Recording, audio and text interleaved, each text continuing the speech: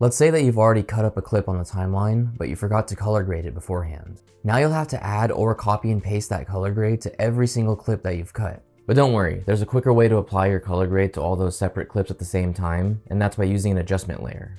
To do this, click on the new item icon in the project panel, then click adjustment layer. You can click OK on the default settings and then drag the adjustment layer on a track that's above the clips you're looking to edit. I'll then extend my adjustment layer to change its duration to cover all the clips I want to add my preset to, because everything underneath the adjustment layer will be affected by whichever effects, presets, or LUTs that you add to it. Now if I add a quick color grade preset onto my adjustment layer, you'll notice that every clip underneath it is now color graded accordingly. A couple final pointers is that, yes, effects, presets, and LUTs will traditionally work just as you'd expect when they're applied to an adjustment layer, but there are some properties which won't affect the clips underneath and will actually just affect the adjustment layer itself. Such as if we adjust the scale of the adjustment layer. In this case, you're not making everything underneath smaller, you're just shrinking the adjustment layer, and you can see that happening now.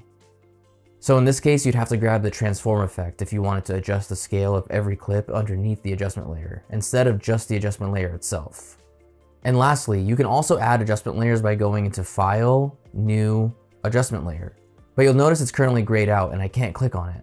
To solve this problem, simply make sure that your project panel is highlighted in blue by clicking on the project panel title in the top left corner here. You'll then see that adjustment layer is clickable.